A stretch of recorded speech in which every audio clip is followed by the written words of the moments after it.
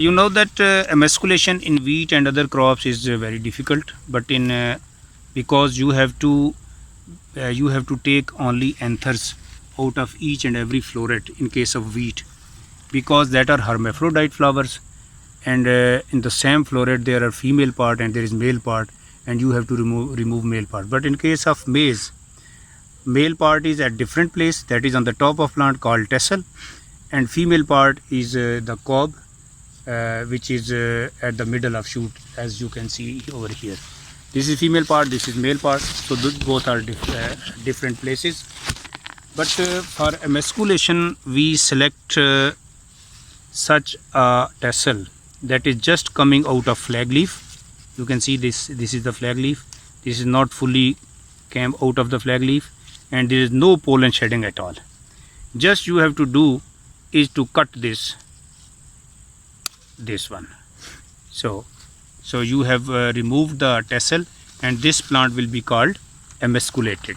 If you want to cross a maize plant, you have to select the cob like this.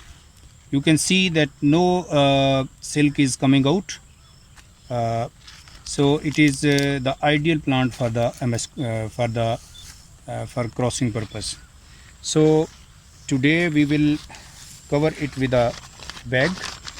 It should be a paper bag or butter paper bag like this.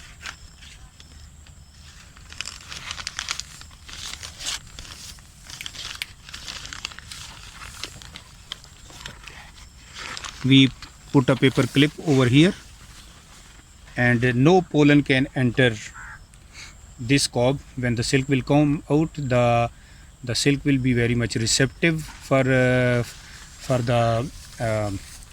pollen grains, but as we have covered it, it cannot receive any pollen grain, so it will remain protected until we remove this bag. So we will tie it with the tag,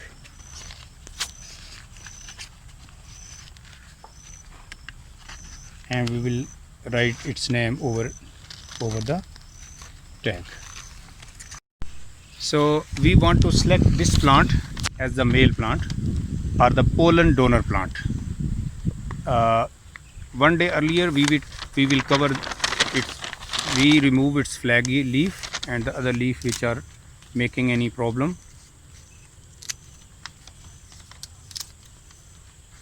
So we will cover this tassel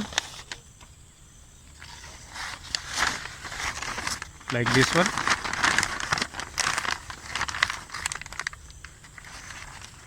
We will tag this plant, mentioning its name on the tag like this.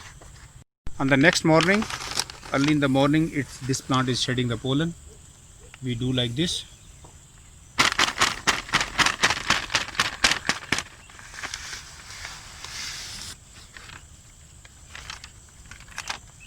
A lot of pollen grain has been collected inside this paper bag.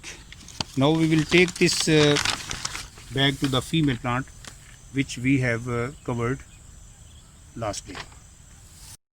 So as I told you, we have collected pollen grain in this bigger bag from the tassel, and now we will remove the bag which we have covered the female part or cob.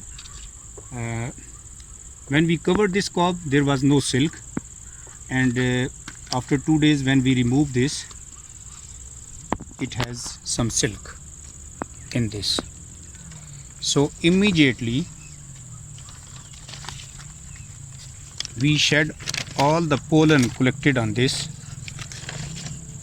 and then we touch the pollen grain with the camel hair brush and apply on this, so that this silk absorbs all the pollen grains, and we cover it again so that it doesn't receive any stray pollen. We will keep doing this for 2-3 consecutive days, so that no silk no silk escapes pollination. So after 3 consecutive days of pollination, when 2-3 more days have passed, we can remove this bag from the female inflorescence, that is cob, so that we are sure that there is no chance of any pollination now. There is no flower which is still unpollinated.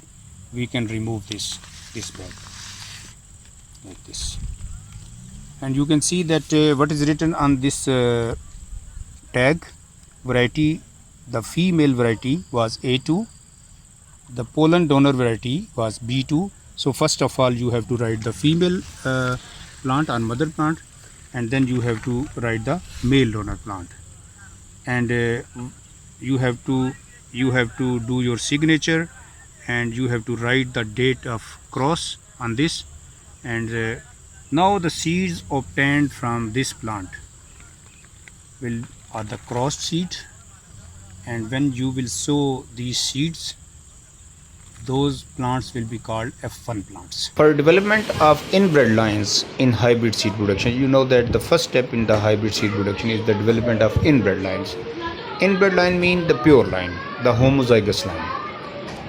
For achieving the homozygosity in maize, you have to self-pollinate the plant.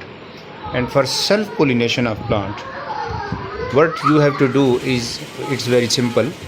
Cover the silk of the cob with one bag, and at the same time cover the tassel of that plant with another bag.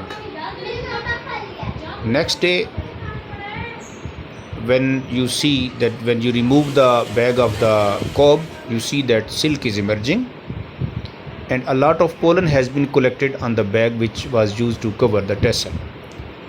You shake the tassel to collect more and more pollens in the bag, and then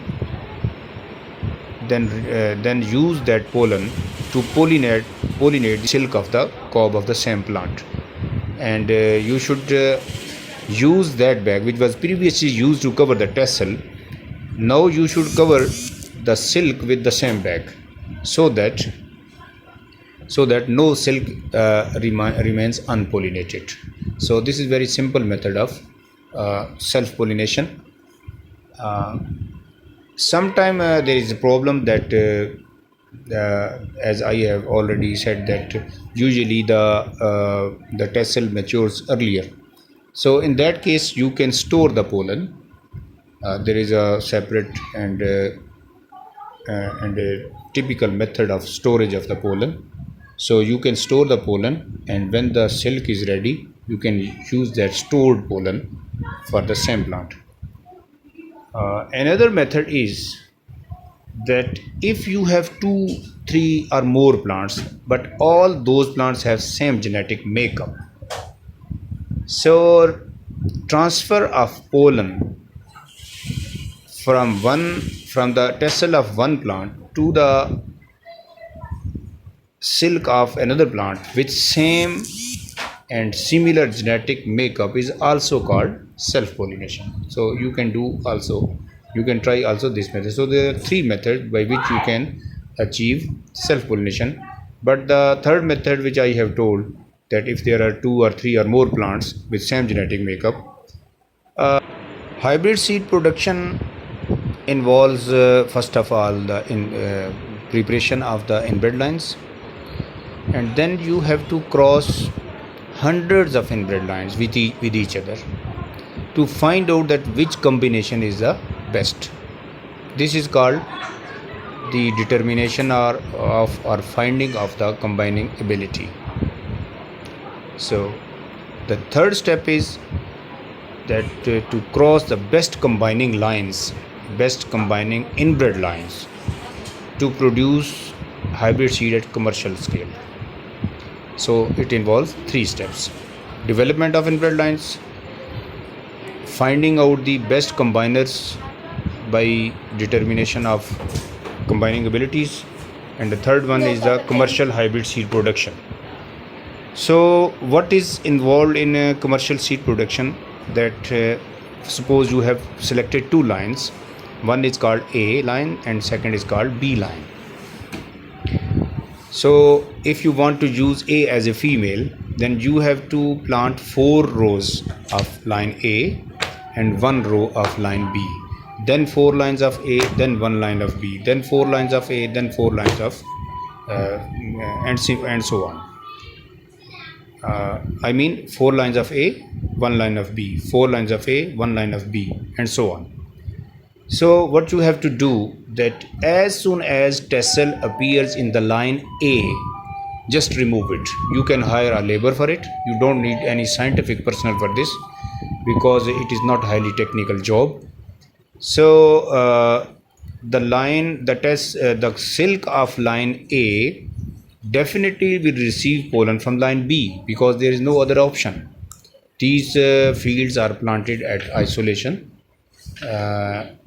You should take care that there is no maize farm in the neighborhood. So the cobs which you will get from the line A will be hybrid seed, and you have to sell it to the farmers.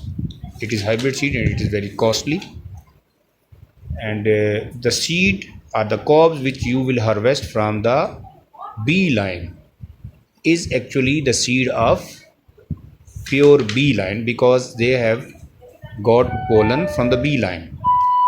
So this B line will be used next year for your commercial hybrid seed production. There is a question that from where we will get A line for next year, because every year we need A line and we need B line. So you have got the B line, that is simple, but from where you will get the A line? So for A line you have to plant a separate plot in isolation, where all the plants are from the A line. So the pollen from one A line plant will go to silk of another plant of the A line. So that seed will be called A line seed.